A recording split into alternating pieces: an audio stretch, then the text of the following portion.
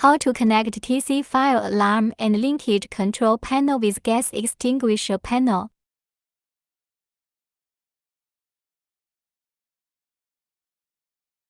Open the control panel. There are CH and CL terminals. These are for the connection. Wiring them to the same terminals on gas extinguisher panel. If there are more extension panels, do it the same way, then select Menu Networking Setting. Input password. Select Network Registration. Click Confirm to start. Next, we test it with manual call point. Push the manual call point. IMI annual call point alarm displayed on both panels.